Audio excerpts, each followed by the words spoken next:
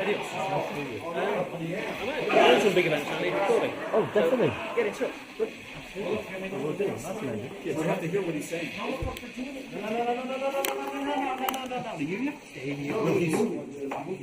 Oh, yeah. Gregg, John, and Bruce came together as the three amigos. And tonight, we're pleased to introduce Bruce L. Lipton, Gregg Braden, and Senor Joe Dispenza, the three amigos. Please stand up.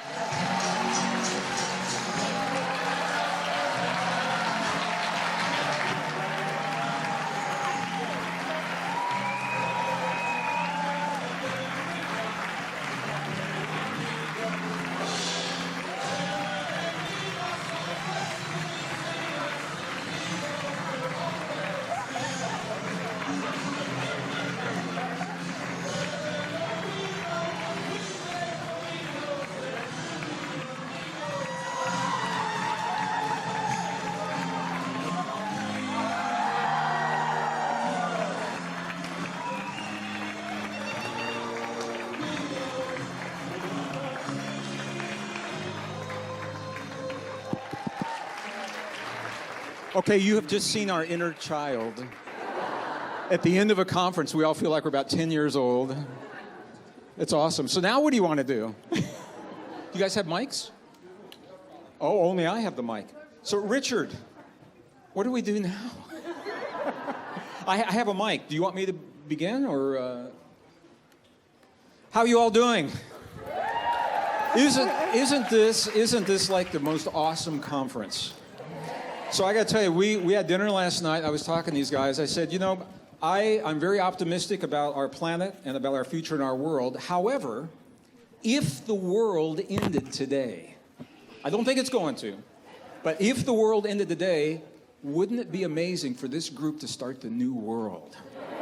We have everything we need right here to start a brave new world, and I think it would just be an awesome, awesome world. So thank you, my brothers. And thank you for the three amigos. So we have some questions from the audience. They have been diligently filling in their white cards. So is there anything you guys wanted to talk about in terms of your conversation, or would you like to get straight to the questions? So are you going to read the questions, or are they going to ask the questions? I'm going to read the questions. Okay. So they've been filling out little white cards over the last few days, and here we go. Okay, the answer is yes. and the question is? And the question is, okay, how can we participate in the awakening of consciousness when we are back in our everyday life? And that's from Joy. You know, I am asked that question all the time. Where do you draw the line between your spiritual life and the rest of the world and your everyday experience? And I want to tell you, the moment you draw the line, you have fallen into the ancient trap of separation and polarity that keeps you separate from the very thing that you love and cherish the most, and that is life itself. So from my perspective, everything that happens is part of your spiritual path. It is impossible, and the awakening, it is impossible for you to experience anything that is not part of the awakening. It's all in our perceptions and how we perceive those experiences. So that's the way I would say that.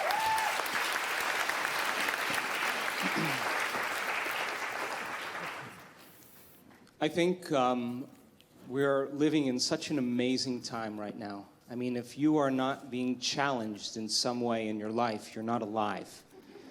And all of this is an initiation. And I don't believe that you have to go to any school of ancient wisdom perched in the Himalayas or for information or training any longer. If you see your life as the school, as the initiation, then you can no longer be a victim to your life. You're going to have to meet the challenges in your life from a greater level of mind, greater than the mind that created it.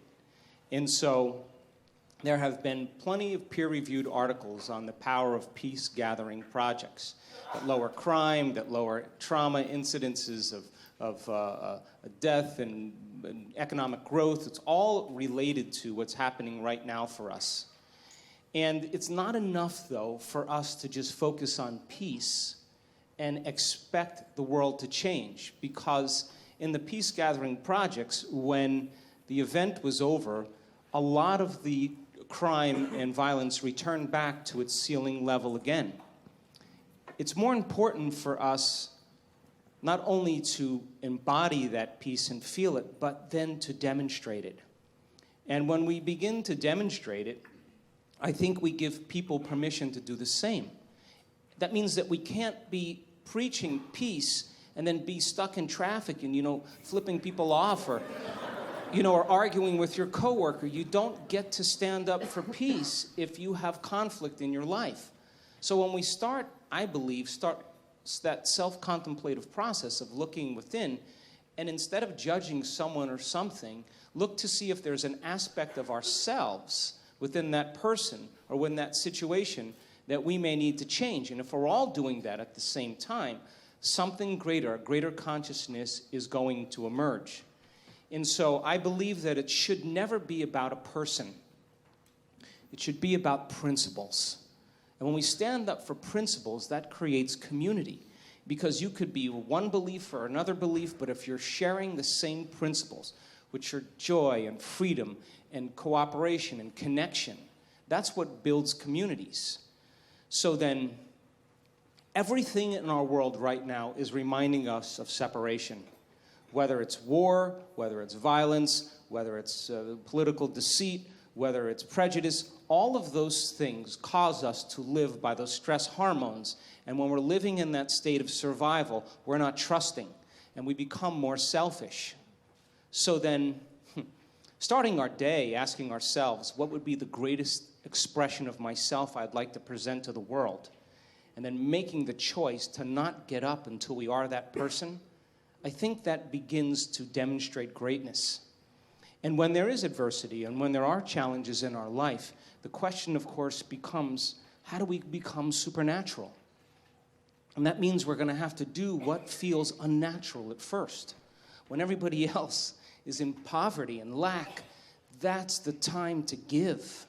When everybody else is in fear and vigilance, that's the time to show courage. When people are angry and hating and prejudiced, that's the time to show compassion. When people are competing to rush to get to the top, that's the time to change your energy and draw the experience to you. And if you keep doing what's unnatural over and over again, sooner or later, you're going to become supernatural. And then what happens is that we have neurons in our brain called mirror neurons, and those are empathy neurons. And when you fed your kid as a child, you went like this. You don't know why you were doing that, but you were unconsciously or subconsciously asking them to mimic your behavior. And they look at you and they follow your actions. And so when you all of a sudden demonstrate greatness in your life, and I don't care if it's just letting somebody ahead of you in traffic or helping someone up or picking up a piece of litter or garbage, and people witness that, they're more prone to do the same. And so we begin to change the world, I believe, by changing ourselves.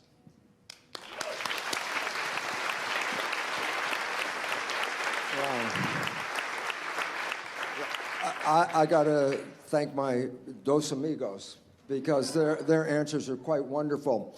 If I just add something small to it, I'd just like to add this fact that time is perhaps one of the most important commodities in our life.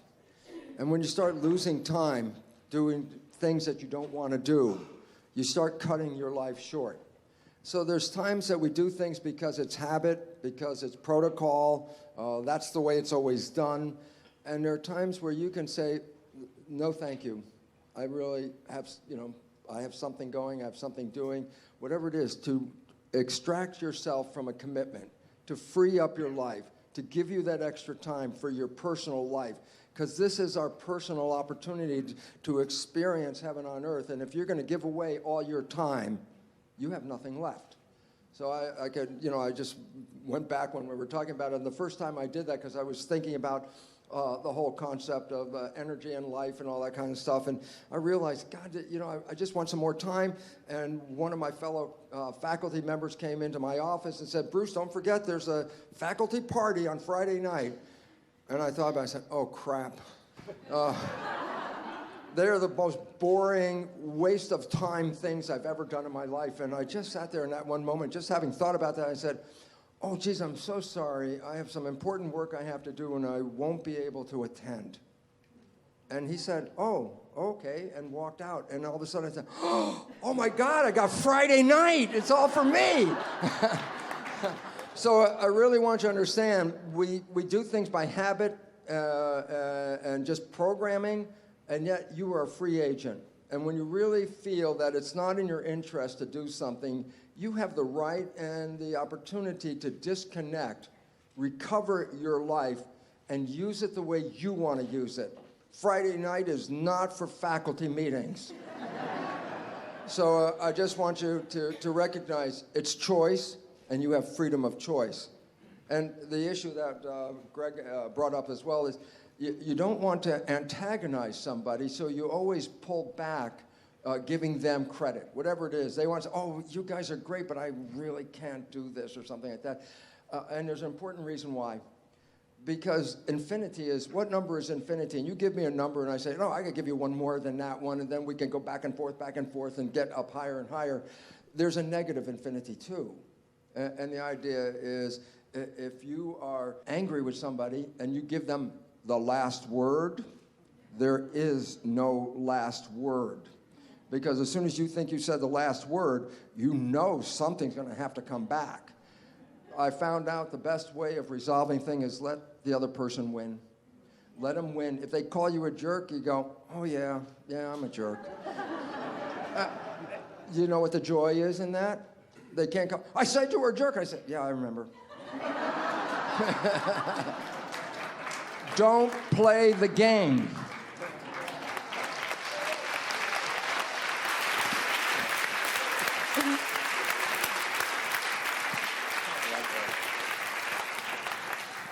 So, Gregg, this one does have your name on it, so very fortuitous that you handed it back. Thank you.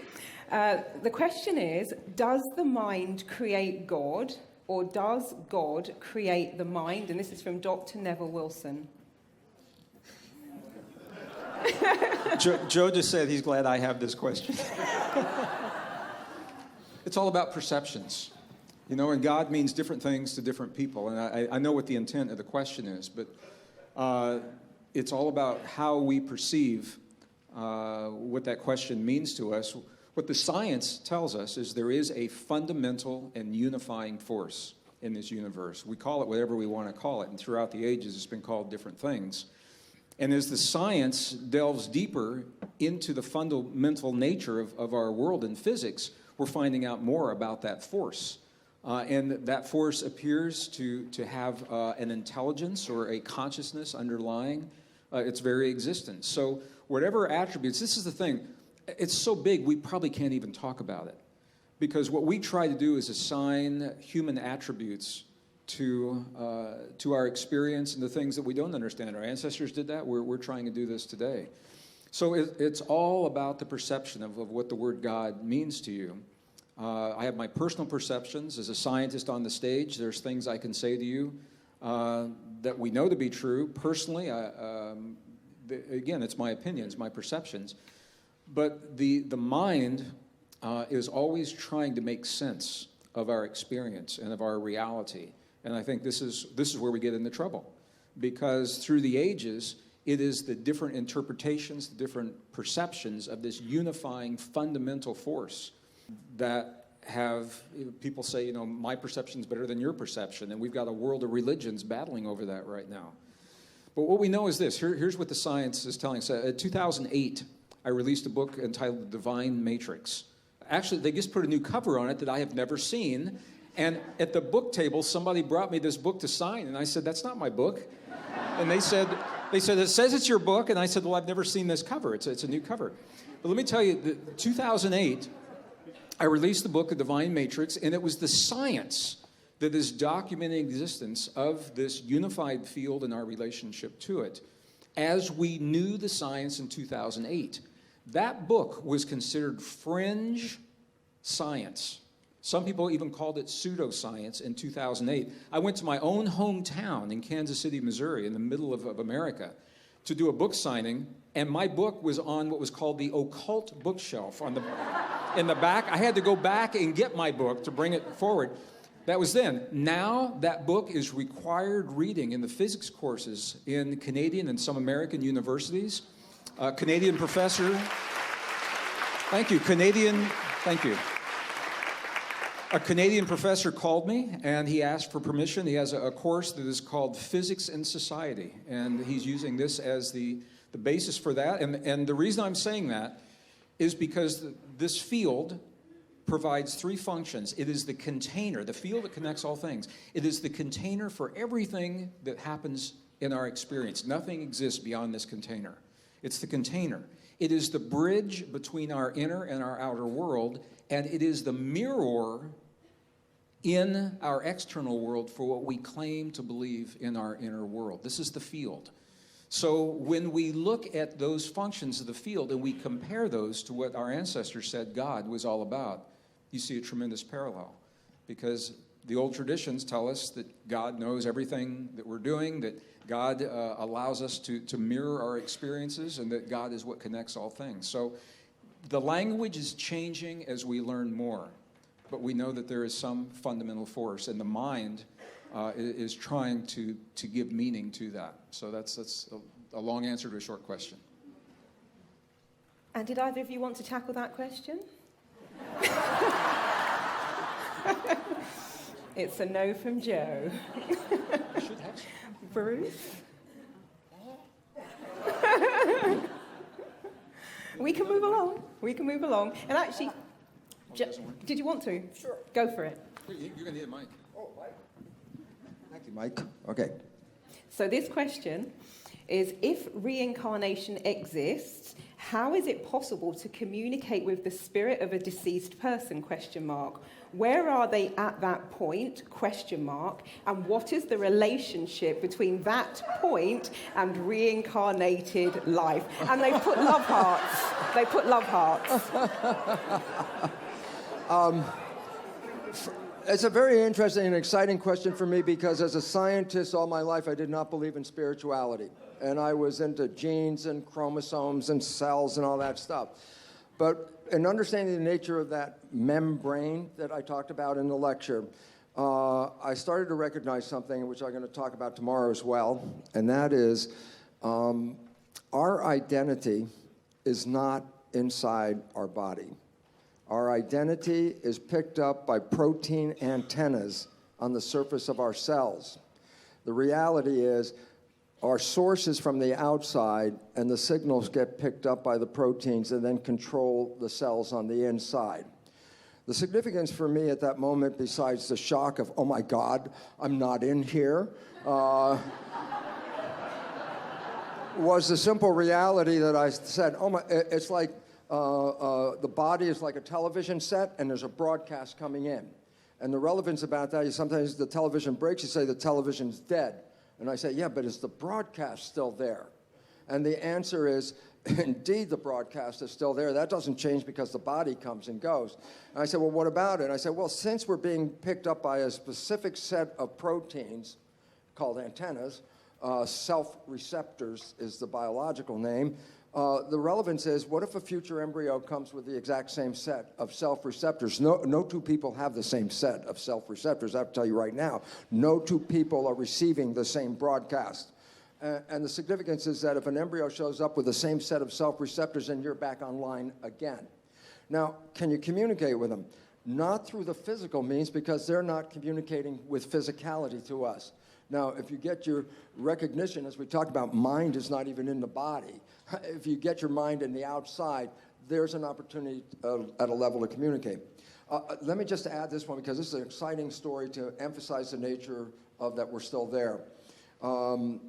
There's a number of studies of people who have heart transplants. And when they receive a transplant for somebody else, they start to pick up characteristics of the person who donated the heart. Now, some people say that's cellular memory. As a cellular biologist, I think you're giving great credit of memory to a cell. A cell is lucky to remember if it's a liver cell or a skin cell, not if it likes chicken McNuggets and beer, okay? But the story I just want to emphasize and close it with is simply this. A young girl received a heart from another young girl, And once the heart was implanted, just shortly after, she had very vivid nightmares of being murdered. And they repeated themselves every night. And so finally, the doctor said, well, where did this heart come from? And it was from another girl who was murdered. And the relevance about that was the nightmares were so vivid that when the police questioned her about what she had seen, they were able to catch the killer. The point was the heart cells are still having the self-antennas of the person who has died. And so as long as the heart was still present, it was downloading the identity into that heart. And the relevance is, yes, the girl's dead, but she's still there. Why? Because if the heart has the receptors, it still shows that there's a source that's feeding this individual person. Between all this particular data, it is profoundly important to understand the nature of some quantum physics, energy fields, and identity, and that we are not in this body. We are being broadcast to this body. To close, my second closing now, I think. The second closing was, as a scientist, and not spiritual for 40-some years, and then in 1 minute after understanding the nature of the membrane, it's like 2 + 2 is 4. I'm not in here. It was oh my God, I'm not here. And that concept of being outside, then being immortal, was interesting. But then I wanted to add this part because I thought this was the exciting part about my connection with my spirit and my body. I asked myself as a scientist, I said, well, why have a body and a spirit? Why not just be spirit? Well, at that moment, 50 trillion cells welled up. An answer came right up through those cells. And that's when I recognized I had Jewish cells. I asked a question, and the cells answered with a question.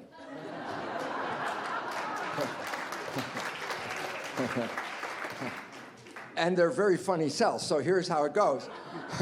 I said, why have a spirit and a body? Why not just be a spirit?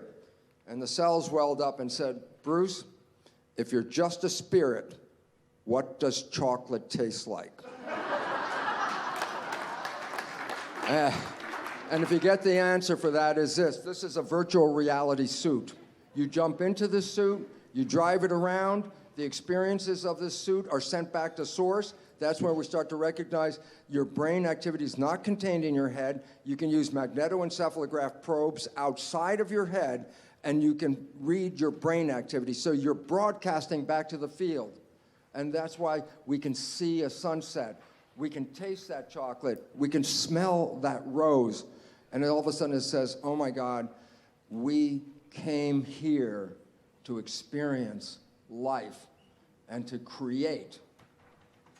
And then all of a sudden I said, oh, the whole story might be the biggest cosmic joke in the world, and that is this. We have been told that when we die, if we did a good job on planet Earth, we can go to heaven. I would like to suggest something. You were born into heaven. This is where you came to create. This is where you came to experience. If you don't like the creation, the significance, as we talk about between Joe and Greg and myself, is we're not living our lives, we're living the lives of programs. And if you don't like the program, the new biology is the one that says you can rewrite it.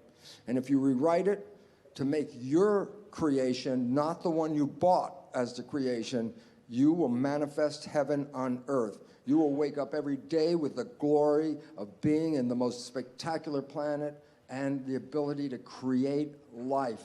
And that's what the joy is all about. Thank you.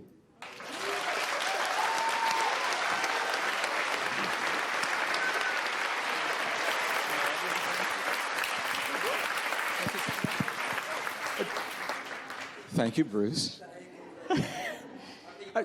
Amigo. Not much I can add to that, but one piece that takes it well beyond the realm of theory. Scientists now are very, very certain that our memories, let's make it personal, it's about you and me. I apologize, my back has been to this side of the room, and I don't know if these pants make my butt look big when I'm in this chair to this side of the room or what. So what scientists now know is the memories are not in the cells. And this is a very different way. This goes right to the heart of reincarnation. It's a very different way of thinking about things. But let me just give you an example. How many of you in here are musicians or artists? Any musicians in here? Or have learned a foreign language? Anybody here learn a foreign language? Okay, that's a good example. So you know when you begin learning a foreign language, the words sometimes, they seem awkward. You learn phonetically, and you say the words, but they don't really mean much. And all of a sudden, you wake up one morning, and like you're speaking Spanish, or you're speaking Tibetan, or you're speaking French, or whatever it is. You know how that happens. All of a sudden, it's like almost overnight, and you say, well, what happened? Well, here's what the science is now telling us. All possibilities exist as information in the field. The information is not in the cells. What we do in the cells is we grow, and Bruce, it's exactly the term that I use, what are called soft antennae.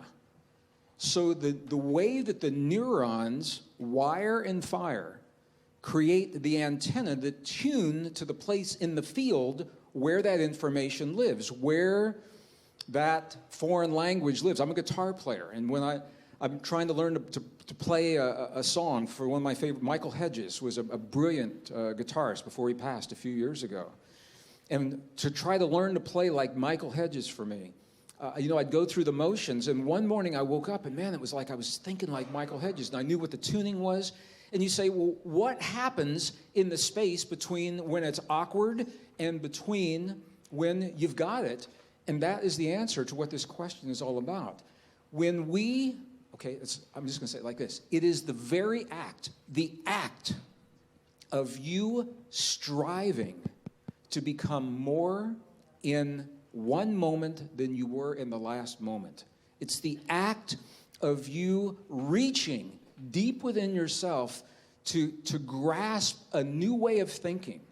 So a new language, or a new song on a guitar, a piano, or a new book to write, or a new title, or new poetry, or new sculpture, new art, whatever it is, that act is the impetus for the neurons to wire together to create the antenna that reach into the field where that information lives that you are asking to have access to. But the thing is, it doesn't happen spontaneously. It takes about 72 hours, is what the studies are showing. About 3 days. And if you're with me tomorrow, I'm going to show you a little video clip of this. It takes about 3 days for the neurons they're very social cells. They love to hook up.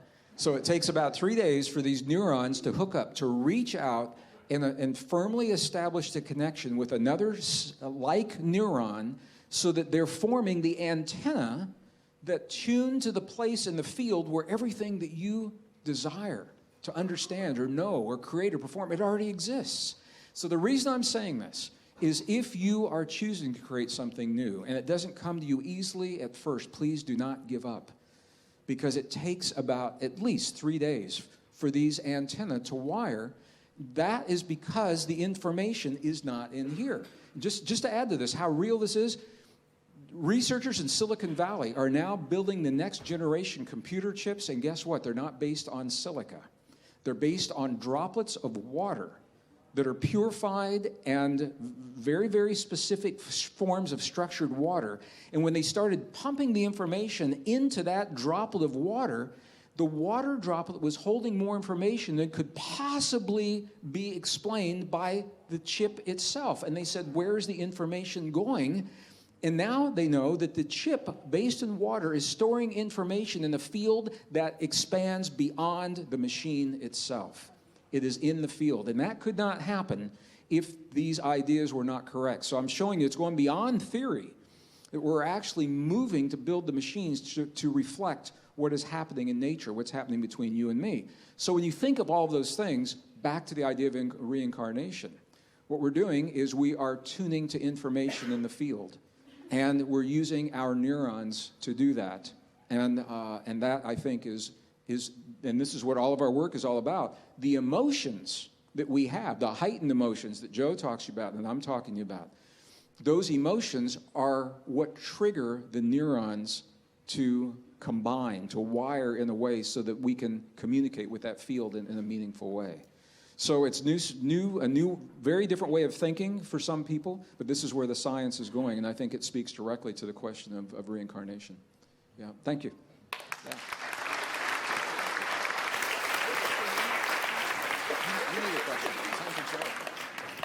Did you have anything to add to that one? Well, this one is for you.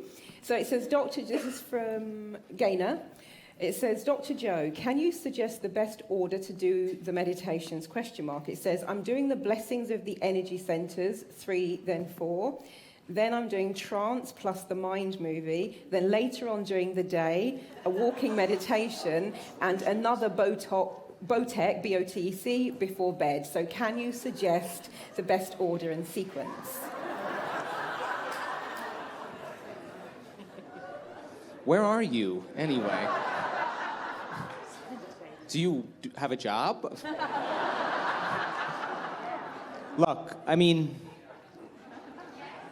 all of this, you have a job, yes? All of this, the work that we do, really is to teach people how to regulate internal states independent of the conditions in their external environment.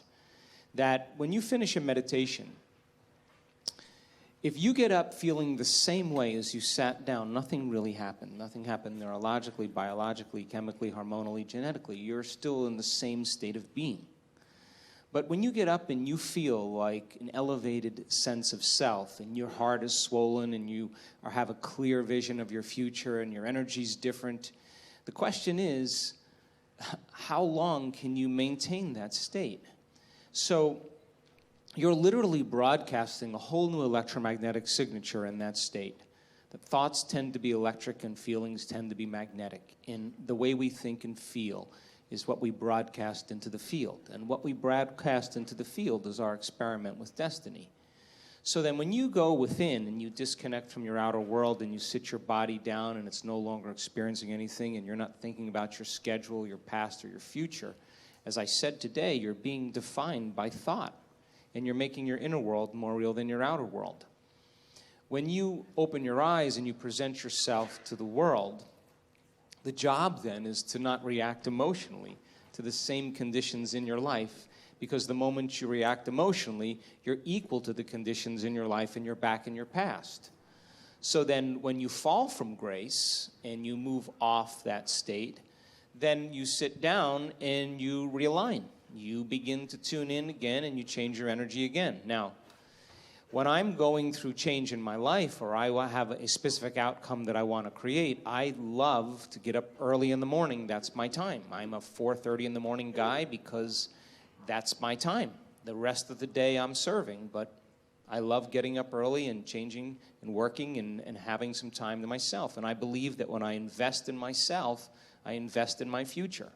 And that time in my morning, nobody bothers me because that's my time. And because of brain waves and brain chemistry, the door between the conscious mind and the subconscious mind is more open.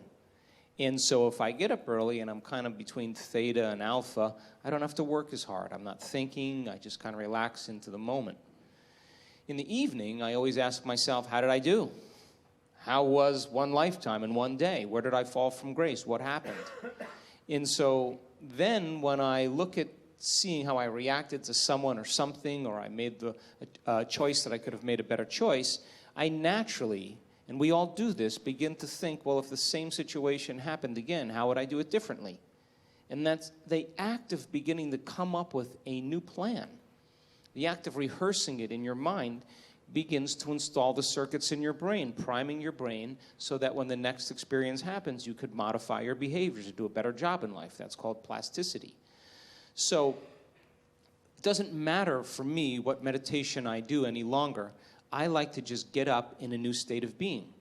And so if you're doing the blessing of the energy centers in the morning, you're aligning your autonomic nervous system. You are literally, each energy center is tuning into a different frequency. They all have their own frequency, their own energy. And as you do this properly, and you're doing some of the more advanced blessing of the energy centers, you are actually drawing information from the field into your body. And if all disease is a lowering of frequency, when you begin to pull that energy into your body consciously, you're going to raise its frequency. So that's a great thing to do.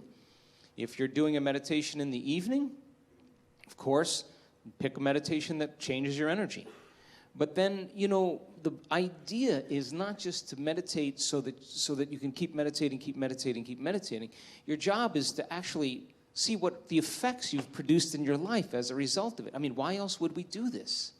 So then, if you decide, okay, if I'm taking time out of my busy life to emulate the divine, a creator, then if I'm going to create something unlimited, I better feel unlimited. If I'm going to do something magnificent, I have to become magnificent. And if you keep doing that over and over again, it will begin to become more readily available to you. It'll get easier.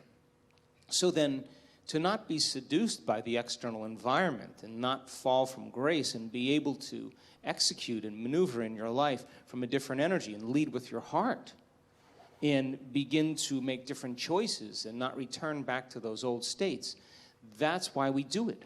Because we want that new energy to become constant in our lives. And so when we're in that energy all the time, that's when the synchronicities and the serendipities and all those wonderful coincidences begin to happen.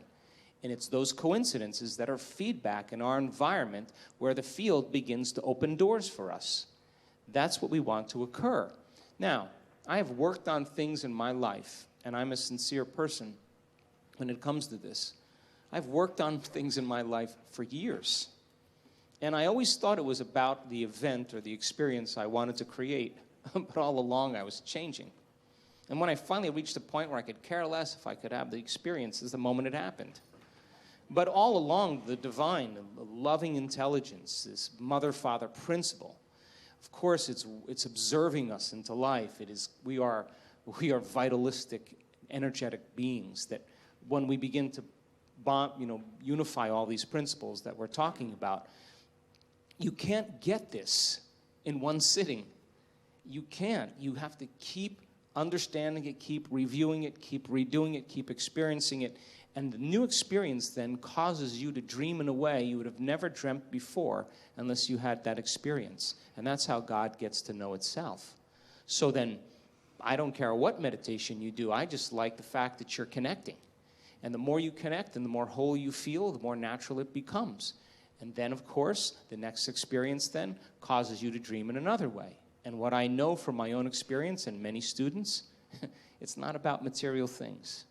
It's about those mystical moments, those transcendental moments, those moments where your jaw drops and you are in awe of life, those moments that take our breath away, that cause us. And this has happened to me so many times.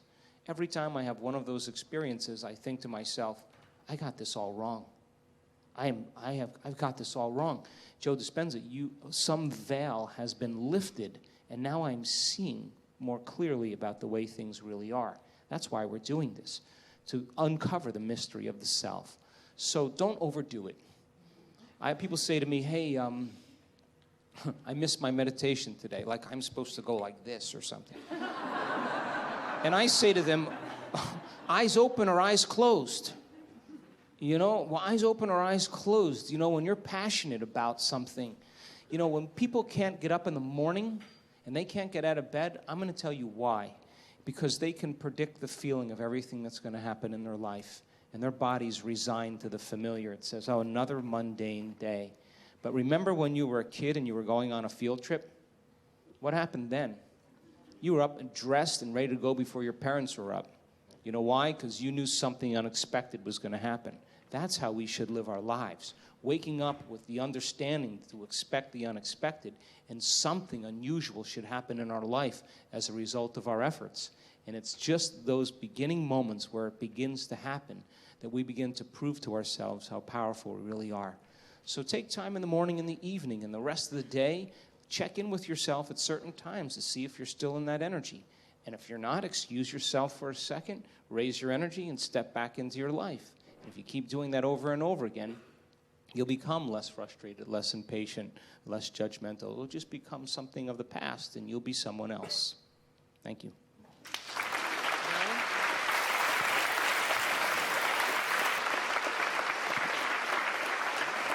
Can I ask these guys a question?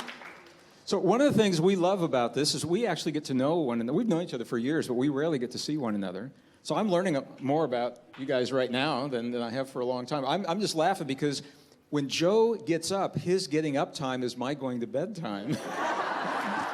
And so I'm curious, and it's just different rhythms, except I have to say, when we do these conferences, I am so wired and excited to be with you. I'm usually up 3:30, 4 in the morning. I wake up thinking about being with you, and then I try to make myself go back to sleep so I can get what's called a reasonable night's sleep so that I can wake up again and come and actually be with you. So, Bruce, what are your rhythm? What time? Are you a night person or a day person, or what do you like to do? Nighttime. And I feel it because when I start trying to do work, conscious work and all that, it's sort of like less static is in the air when everybody's sleeping. Yeah. So when you write your books, do you write them more in the daytime or nighttime? When you write your books, daytime or all the time? Yeah, Joe and I, we were talking about this. Our most recent books, Joe honored me with the invitation to write the foreword for his new book that comes out in 2 months. And I did. I accepted. And he was asking me, he said, pardon me? What's it called? Becoming Supernatural, How Common People Are Doing the Uncommon. With a foreword by Gregg Braden. and I just have to tell you this, Joe. I don't know if you've seen the cover. They put my name in big letters at the top of the cover of your book. Oh, thank you. Thank you, my brother. So he was asking me, he said, when did you find time to write this? And most of you know, I take, and some of you are in the room, I take a group to Peru, usually once, sometimes twice a year. And I've got a 7-hour flight from Dallas down to Lima. I formulated your foreword on the flight down. I thought about it 3 weeks while I was there, and then I wrote it on the 7-hour trip back is actually when it happened. So people, they sometimes say, well, when do you guys find time to write? It's whenever, hotel rooms, airplanes, delayed flights, but I want to tell you, the writing is the easiest part. It's the formulation of the ideas. That is where the action is, and that can happen anywhere. That can happen on an escalator, in an elevator, in a conference. So I was just curious. I was listening. It struck me that he goes to bed when I'm waking up because our alpha rhythms are very, very different. But fortunately, there's enough overlap in wake time that we can do these kinds of things during the day. So thank you.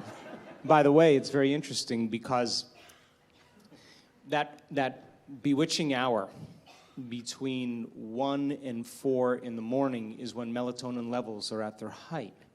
And that is that verge of the mystical. That's when our brain waves are in alpha. We're in that creative state. And even in theta, we're actually piercing the veil where we're actually in contact with more information because they're too tired for your analytical mind to really care. The analytical mind just finally gives up, and if you just get past that hump, then all of a sudden you get a second wind. And a lot of my friends that are musicians and artists, they love that evening time. That's the time they create. And me, I like to wake up when everybody's asleep at 4 in the morning or 4:30 in the morning, and it's quiet, and I can start my day really fresh. That's just me personally. But it's the same principle. You wake up in the morning, you go to bed at night, your brain waves are changing, your brain chemistry changes.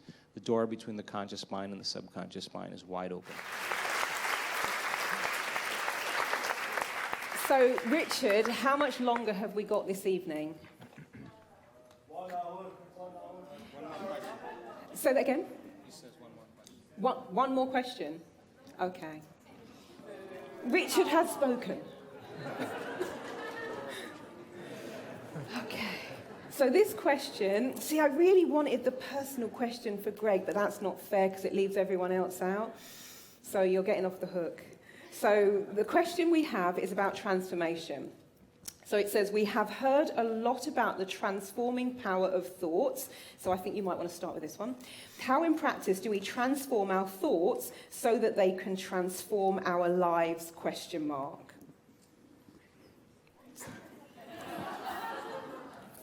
This is the hour question.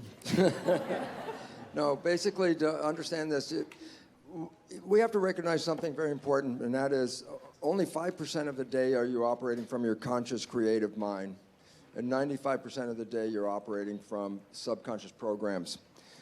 If you ever get the opportunity and you stop at a stoplight with your car and you realize it's not quiet in there. You start to listen and you can hear dialogue with yourself. This is an opportunity, if you listen to the dialogue, to change the dialogue. You can hear it and you can say, oh, that's not going to happen. You go, no, wait, that can happen. It's going to be great. And you have to really feed this back because you are creating. If you let the subconscious mind use its terminology and its, what it wants to create, you're going to get not necessarily what you want. It's the conscious mind. The significance is this, is that 95% of the day, then we're coming from subconscious. We're programmed already, and our lives have been programmed before age 7. And then I say, yesterday I said The Matrix. I said we've all been programmed. I said it's a documentary. But then I said, well, what would happen if you stopped playing the program? And the answer is so wonderful because all of you have taken that red pill at some point, and that was when you fell deeply in love with somebody. And I say, what was happening when you fell deeply in love? And I say, for the first time in your life, you stopped thinking because everything you wanted is now right in front of your face. And when you stop thinking and you become what is called mindful, then you are in absolute control. I say, look, your life could suck every day until you met this person, and then heaven. And 24 hours later, you can experience heaven. And what was the difference? You stopped thinking and started being present. And so it becomes important if you want to transform, then you stay present and you repeat what you like, and repetition is what will reprogram your subconscious. So as long as you stop the old talk, put in what you want, and repeat what you want, you have an opportunity to rewrite any program in your life. And it's really important. I'll be talking about this tomorrow, but it's basically an understanding that the two minds, conscious and subconscious, have different functions. Conscious mind is creative, primarily. Subconscious mind is habitual, primarily. More importantly, though, they learn in different ways. The conscious mind, being creative, can learn in any number of ways. Listening to my brothers here, you could download stuff right now and just learn that stuff, okay? Conscious mind, being creative, read the self-help book, watch the video. Even just go, aha, you can change conscious mind. The problem is subconscious mind is the habit mind. And habits do not change easily for great benefit. For example, when did you learn how to walk? Most everyone have learned how to walk before 2. Did you have to relearn how to walk? Hopefully not. I say, well, you could be 40, 50, 60, 70, 80 plus years, and you're still using the habit program. So the emphasis on subconscious is not to change easily, because if it does, then habits don't exist. So the issue is, then how can you change the subconscious mind? And there are 2 fundamental ways, because these are natural ways. How did you learn in the first 7 years? Hypnosis. So auto-hypnosis is a way of putting in a new program and transforming your life. After age 7, how did you learn after age 7? Repetition. You repeated. You made habitual habit out of the thing that you wanted. And so this is where the fake it till you make it part comes in. But the issue about it is you have to recognize the biggest error that we have is that we think that if our conscious mind just became aware of something, that our subconscious mind has that information. Absolutely not. So if you want to transform and you want to get out of the old program, just educating the conscious mind will not do that. You have to do some exercise, some process, something. Energy psychology is a new way of changing beliefs as well, very rapidly. But the point about it is transformation, you have to do something. It's not just because, oh, wow, great idea, now my life has changed. That doesn't work that way. But the moment you understand how you can train the subconscious is the moment you are free, because then you become the programmer of your own life.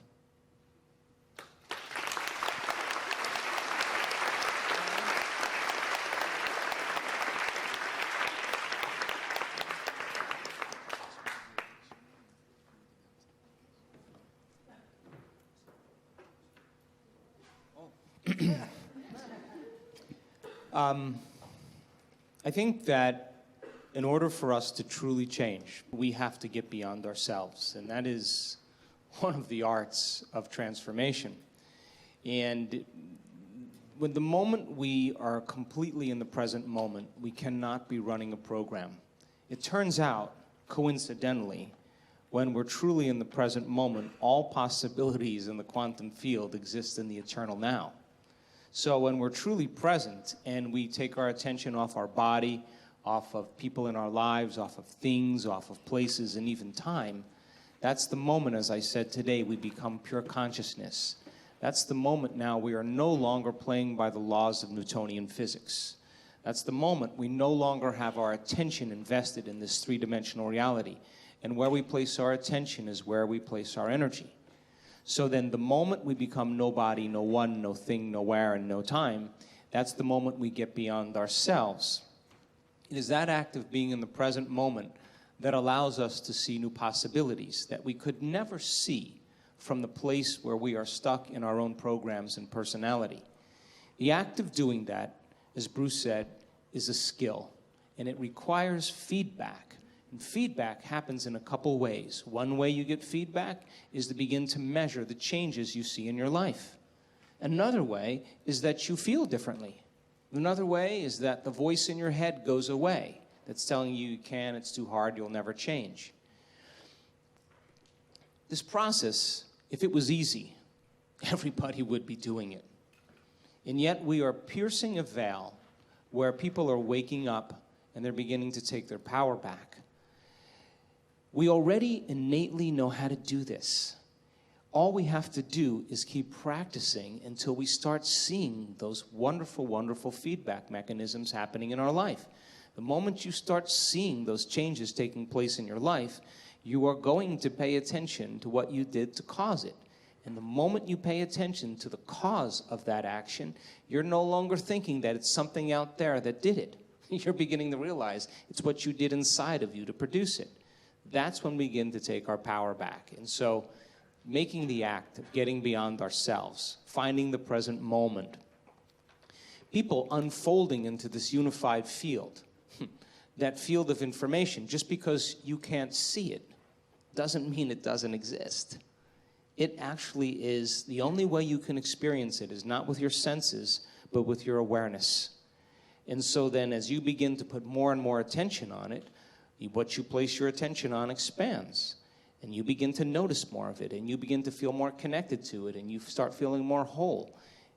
And the side effect of that then is you feel less separate from your dreams. And if you feel less separate from your dreams, and you get up feeling gratitude, and you feel in love with life and a joy for existence, you would never wonder when it was going to happen. You feel like it already happened. And then your job then is to not try to analyze and think about when it's going to happen, because the moment you do that, you return back to the old self. The new self would never think that way. So then it's a practice. And just like practicing a golf swing, or practicing a guitar, or practicing complaining, you just get good at it after a while. But the same mechanisms work in the same way. And so then as we begin to change the way we think and feel on a daily basis, the hardest part about all of this is that mindfulness, is that metacognition. It's the act of thinking about what you've been thinking about. And the more conscious you become of your unconscious thoughts, your automatic behaviors, and your conditioned emotional responses, the more aware and conscious you become of them, the less unconscious you go in your life. But most people don't like to feel that discomfort. They'd rather turn on the TV. They'd rather surf the internet. They'd rather get on the phone or text because it distracts them from that feeling. But the question is, you could do it now, or you can do it later. And so finally, people are waking up to say, hey, I'm not going to wait for that moment. Every day, I'm going to start to become a scientist in my life and to measure the effects of me at cause. And it's just the process of doing it, where things begin to fall away in your life and new opportunities begin to show up, and you start making those correlations and connections. The empowerment that you feel increases your belief in possibility. And when you begin to increase your belief in possibility, you trust in the unknown. Can't trust in the unknown when you're living in survival, The unknown is a scary place in survival. We are conditioned to run from something that's unknown. But yet, when you are truly in that elegant state, and your heart is open, and your mind is clear, and your brain is coherent, the unknown becomes an adventure. And now we have to lay down the very thing we used our whole life to get what we want for something greater to occur. And that means that we don't have to go and get it. If we truly change our energy, we draw the experience to us. And now that's when it gets fun. Are you going to ask a wrap-up?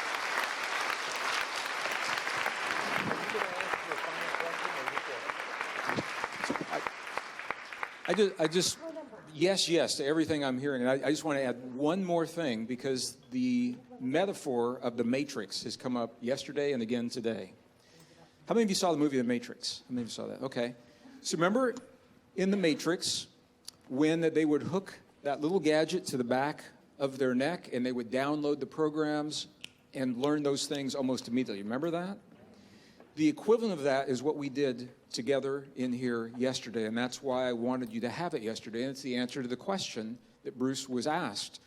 When we choose to make those changes in our lives, what Bruce is saying, you can't do it through your conscious mind. When you create the heart-brain harmony, that coherence, it's called optimum heart-brain coherence. When you've got that 0.1 hertz signal between your heart and your brain, that opens the door to the subconscious. That's the equivalent of plugging that cable in right at the base of your skull. And it's at that place where you insert the new beliefs, the new thoughts, the new ideas, the new ways of thinking. That is you downloading that new information very, very quickly. It takes work. It takes work to change the way that we have been conditioned to live and think. And I'm just going to close with what I mentioned on Friday night. Khalil Gibran, he told us very, very clearly, he said, work is our love made visible. I think that you are worth the work. Your life is worth the work. This world is worth the work. I'm worth the work. My brothers are worth the work. So it's worth making that effort, our love made visible. Our love made visible. And with that, I'm just going to close for this afternoon. Thank you all for being here with us. I appreciate you.